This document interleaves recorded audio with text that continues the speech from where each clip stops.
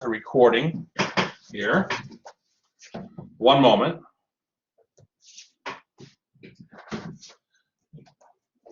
Okay, so we're talking now about power series solutions about singular points.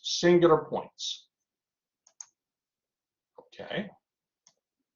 And what they do here is they have two differential equations. Here's the first differential equation. Here's the second differential equation.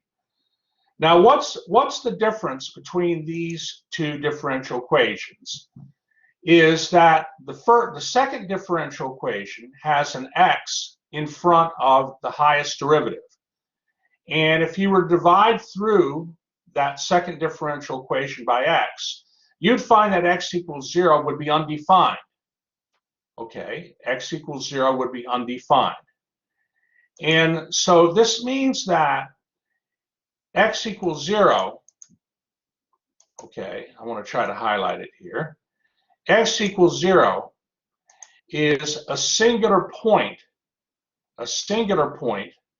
for this second differential equation. And because it's a singular point, the way you find a power series solution is Matthew, if you divide through the differential equation by x, if you divide through the differential equation by x, so like for this differential equation, if you have a coefficient of 1 in front of y double prime, that means you would divide through by x. That would put the differential equation in a certain kind of standard form. But that means x equals 0 would be what's called a singular point. Okay, and I guess I want to be a little bit careful when I tend to think of undefined and singular points the same, but that isn't. I want to be careful on my terminology. Okay, basically, if you were to divide through that differential equation, the second one there, by x, so that you could have a 1 in front of the second derivative, the x equals 0 would not be allowed. Okay, that's all I'm saying. That's all I'm saying. Okay, good question. Good question. No problem. No problem. So okay, and here, okay, they have a definition where they say, okay, a singular point of a linear differential equation is classified as either regular or irregular, and the classification depends on getting the it depends on the functions p and q that are in this standard form. So standard form is, this is just like when you worked with integrating factors. Okay, that you had a function p in front of, well, it was in front of the variable y, but the point is you get a 1 in front of the second derivative, and then what's in front of the first derivative, y prime, and what's in front of the y is defined as p and q. Those are your functions p and q. Now we're just gonna sort of give some rules here. Okay, the proof of these is not something we have time for, but a singular point is said to be a regular singular point if you had the function little p of x and you were multiply that big function p of x by x minus x sub 0, and if you were to take the q of x function there in equation 2 above and multiply by x minus x sub 0 squared, if both of those were analytic at x sub 0, analytic means the function's defined there, then you have a regular singular point. And those are what we care about the most with this section, of regular singular points. Otherwise, you have an irregular singular point.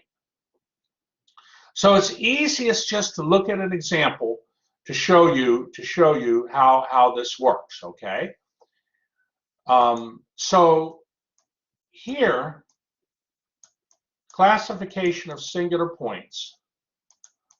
Okay, so what they do here is they start off in this example by stating it should be clear that x equals 2 and x equals -2 are singular points of this differential equation. And this makes sense because if you divide by that leading function, the quantity x squared minus 4 squared, then, you know, what would make that 0? Well, x equals 2 and x equals -2. So when you divide through that differential equation by the quantity x squared minus 4 squared, then in front of the derivative y, you're going to have your px function. And your px function would equal 3 over x minus 2 times x plus 2 quantity squared, because the x minus 2 divides out with one of the x minus 2's. Okay, that's your px function. The qx function, on the other hand, would be equal to 5 over x minus 2 quantity squared times x plus 2 squared. Okay, so all you're doing is you're identifying functions p and q by dividing through that differential equation by the leading function x squared minus 4 quantity squared.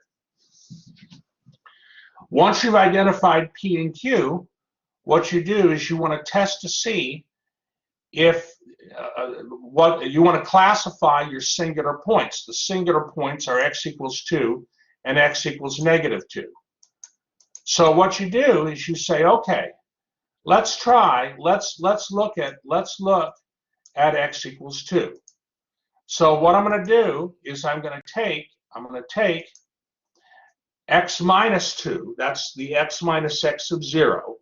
I take x minus 2 and I multiply it by p sub x. Okay, and p sub x, of course, is 3 over x minus 2 times x plus 2 squared. Let me see if I can get this. I'm kind of going back and forth. I'm looking at the window, trying to, you know, maybe I'll have to, hold on, class. Trying to get it to show here. Yeah, that's fine. So now, are there any questions on that little p of x function? How we got 3 over the quantity x plus 2 squared?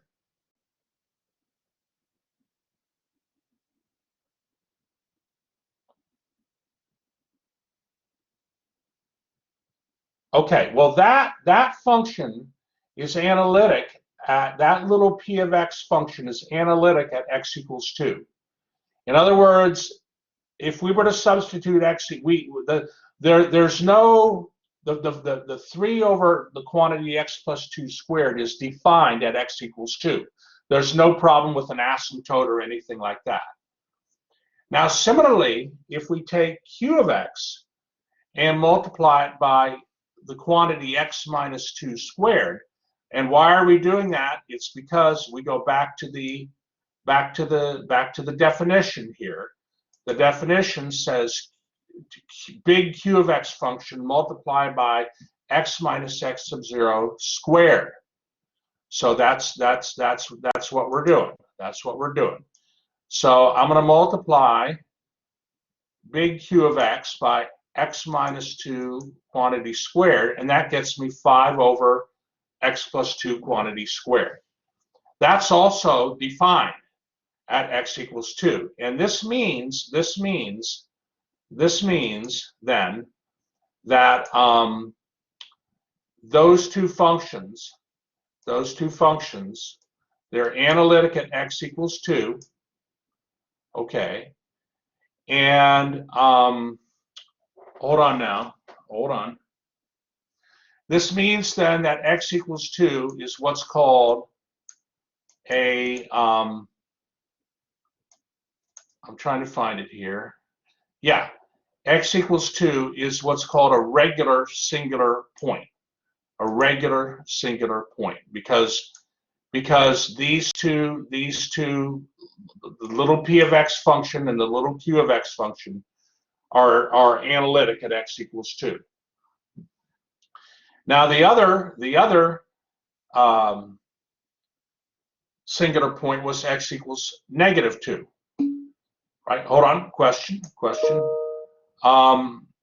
Right. Now, okay, yeah, that's right. X equals negative 2 is going to be irregular, because if you take the factor x minus negative 2, which is x plus 2, okay, if you take that factor and you multiply it by, for instance, that p of x function, you're gonna get x plus 2 times p of x is 3 over x minus 2 times x plus 2.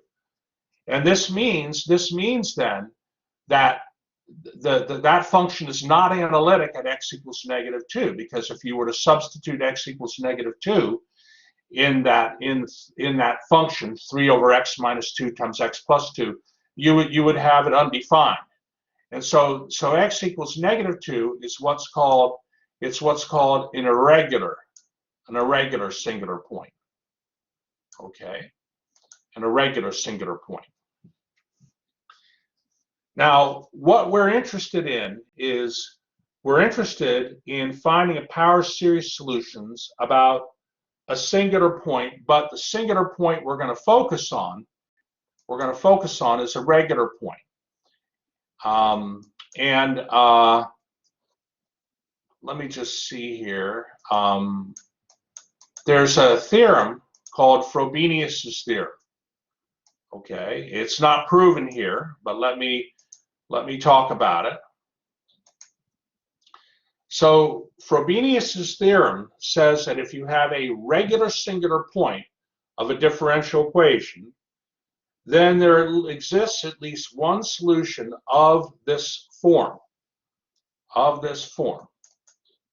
So this form here is, what's a power series solution look like? Well, you're going to take x minus x sub 0 times r and multiply it by the power series, and you will get a power series, therefore, of the form like they have there in 4. R is a constant that has to be determined, by the way. You find R through what's called an indicial, an indicial equation, and we'll get into that. But this is the Frobenius's theorem. And incidentally, the series is going to converge on some interval of convergence as well. Okay, so this is now what we're going to work with. We're going to work with Frobenius's theorem, and we're gonna solve a differential equation about a singular point. And again, just like in section 6.2, the singular points that they're gonna work with are usually x equals 0, like for when you're finding power series solutions. And the reason is because x equals 0 makes a power series solution nice. Okay, are there any questions on this before we move to an example, another example? Well, all right, Matthew's good, excellent. Okay, let me go ahead and I'm gonna stop the recording here, and I'm gonna make a new recording for this example. Okay, let me stop the recording.